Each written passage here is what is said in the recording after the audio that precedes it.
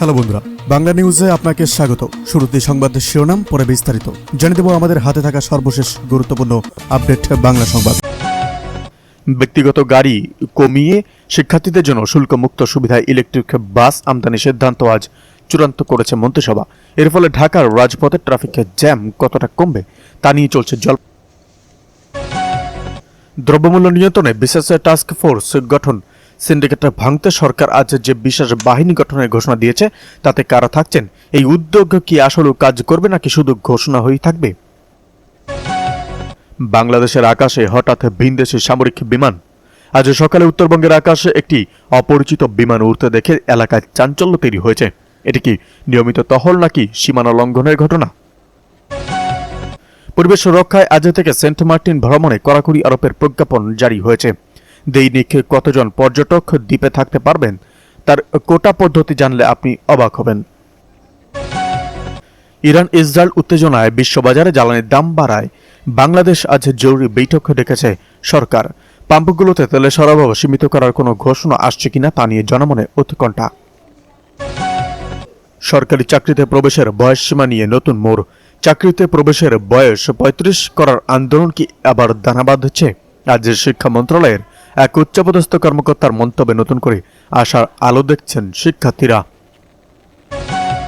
অর্থনীতিকে গতিশীল করতে আজ নতুন শিল্পনীতি ঘোষণা করেছে বাণিজ্য মন্ত্রণালয়।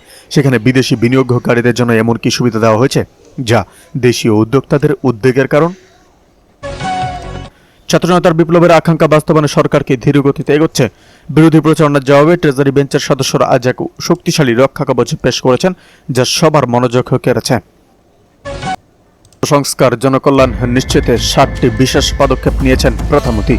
বর্তমান সরকারের মেয়াদ 2 মাস পূর্ণ হয়েছে শুক্রবার। গত 2 মাসে রাষ্ট্র সংস্কার জনকল্যাণ নিশ্চিতকরণ এবং প্রতিটি নাগরিকের অগ্রযাত্রা অব্যাহত রাখতে প্রধানমন্ত্রী তারেক রহমান ও তার সরকারের নেওয়া 7টি বিশেষ পদক্ষেপের কথা জানিয়েছে সরকার। শনিবার গণমাধ্যমে পাঠানো এক বিবৃতিতে সরকারের এই উন্নয়ন কর্মকাণ্ড ও ভবিষ্যৎ পরিকল্পনার বিস্তারিত তুলে ধরেন প্রধানমন্ত্রীর উপদেষ্টা ও প্রধানমন্ত্রীর কার্যালয়ের মুখপাত্র মাহদি আমিন। বিবৃতিতে জানানো হয়, নির্বাচনের আগে দেওয়া ইস্তেহার বাস্তবায়নে সরকার ইতিমধ্যে 180 দিনের একটি অগ্রাধিকারমূলক কর্মপরিকল্পনা গ্রহণ করেছে। বিবৃতিতে দেওয়া প্রধানমন্ত্রীর উল্লেখযোগ্য 7টি পদক্ষেপের নিচে তুলে ধরা হলো।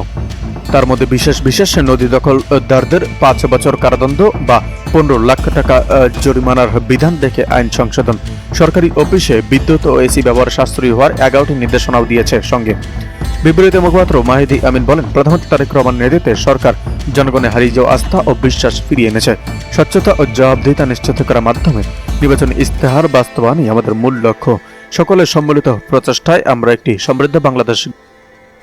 এদিকে যেসব কারণে বাতিল হতে পারে যুক্তরাষ্ট্রের শিক্ষার্থী ভিসা, ঢাকার মার্কিন দূতাবাস জানিয়েছে পড়াশোনা মাঝে পথে ছেড়ে দিলে, নিয়মিত ক্লাসে অনুপস্থিত থাকলে বা শিক্ষা প্রতিষ্ঠানকে না জানিয়ে কোর্স থেকে সরে দাঁড়ালে মার্কিন শিক্ষার্থী ভিসা বাতিল হতে পারে। এমনকি ভবিষ্যতে ভিসা পাওয়ার যোগ্যতাও হারাতে পারেন সংশ্লিষ্টরা।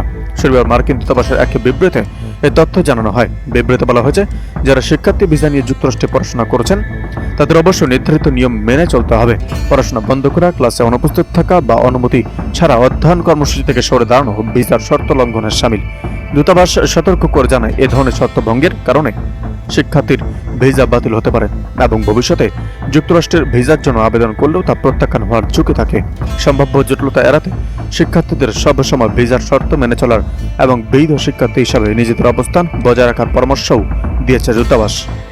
এদিকে সংসদের সংরক্ষিত আইনে প্রার্থী চূড়ান্ত করতে সাক্ষাৎকার নিচ্ছে বিএনপি। জাতীয় সংসদের সংরক্ষিত নারী আসনে প্রার্থী চূড়ান্ত করতে আগ্রহীদের সাক্ষাৎকার নিতে শুরু করেছে বিএনপি। আজ শুক্রবার বিকেলে পৌনে 4টা থেকে গুলশানে বিএনপি চেয়ারম্যানের কার্যালয়ে এই সাক্ষাৎকার পর্ব শুরু হয়। ক্ষমতাসীন দলটির মনোনয়ন বোর্ডের সভাপতি ও প্রধানমন্ত্রী তারেক রহমান, দলের মহাসচিব মির্জা ফখরুল ইসলাম আলমগীর সহ স্থায়ী কমিটির সদস্যরা প্রার্থীদের সাক্ষাৎকার নিচ্ছেন। বিএনপি সূত্র বলছে, আজ রাজশাহী, খুলনা, বরিশাল, রংপুর ও ফরিদপুর সাংগঠনিক বিভাগের 4 শতাধিক প্রার্থীর সাক্ষাৎকার নেওয়া হচ্ছে। এদিকে রুহুল কবির রিজভী বলেন, অনেক মহিলা নেত্রী আমাদের অর্থাৎ তাদের নামে মিথ্যা মামলা হয়েছে। তারা শটগানে গুলি খেয়েছেন, তাদের বাড়িতে ভাঙচুর করা হয়েছে, তাদের সন্তানদের ধরে নিয়ে যাওয়া হয়েছে শুধু রাজনীতি করার কারণে এবং রাজনৈতিক আদর্শের কারণে। এই পৈশাচিক বিভীষিকা 16 থেকে 17 বছর ধরেই চলেছে। দল এসব বিষয় বিবেচনা করবে। এদিকে ছাত্র রাজনীতির পক্ষ বিপক্ষ নিয়ে শিক্ষার্থীদের দুপক্ষের হট্টগোল। যশোর বিজ্ঞান ও প্রযুক্তি বিশ্ববিদ্যালয় অর্থাৎ জয়ী প্রার্থী শিক্ষার্থীদের সঙ্গে সদ্য যোগদান করা উচ্চ চার্চের মত বিনিময় সভায় হট্টগোলের ঘটনা ঘটেছে। ক্যাম্পাসে ছাত্র রাজনীতি নিষিদ্ধের পক্ষে বিপক্ষে অবস্থান নিয়ে শিক্ষার্থীদের একাংশের সঙ্গে ছাত্রদল সমর্থিত শিক্ষার্থীদের এই হট্টগোলের ঘটনা ঘটে। এ সময় উত্তেজনা পরিস্থিতি সৃষ্টি হলে অনুষ্ঠান স্থল ত্যাগ করেন উপাচার্য অধ্যাপক ডক্টর ইয়াহুরুল কবির। শনিবার বিকেল 3:30টার দিকে বিশ্ববিদ্যালয়ের অধ্যাপক ডক্টর শরীফ হোসেন গ্যালারিতে এই ঘটনা ঘটে। পরে দুপক্ষই বিশ্ববিদ্যালয়ের প্রশাসনিক ভবনের নিচে অবস্থান নিয়ে নানা স্লোগান দিতে থাকেন। এই ঘটনায় ক্যাম্পাসে উত্তপ্ত পরিস্থিতি বিরাজ করছে বলে জানিয়েছেন শিক্ষার্থীরা। এর আগে জয়ী প্রার্থীর 103তম রিজেন্ট বোর্ডের সভায় বিশ্ববিদ্যালয়ের সব ধরনের রাজনীতি নিষিদ্ধ করা হয়। বিশ্ববিদ্যালয় সূত্রে জানা গেছে, শিক্ষার্থী ও শিক্ষকদের সঙ্গে কথা বলে জানা গেছে, গত 15 এপ্রিল জয়ী প্রার্থীতে পঞ্চম উপাচার্য হিসাবে 4 বছরের জন্য যোগদান করেন অধ্যাপক ডক্টর ইয়ারুল কবির। এদিকে সংরক্ষিত নারী আসনে মনোনয়নপত্র বাছাই শুরু আজ। ত্রয়োদশ জাতীয় সংসদের সংরক্ষিত নারী আসন নির্বাচনের জন্য জমা দেওয়া মনোনয়নপত্র বাছাই প্রক্রিয়া আজ বুধবার শুক্র হবে। নির্বাচন কমিশনের পূর্ব ঘোষিত সময়সূচি অনুযায়ী আজ ও আগামীকাল বৃহস্পতিবার 2 দিনব্যাপী চলবে এই বাছাই কার্যক্রম।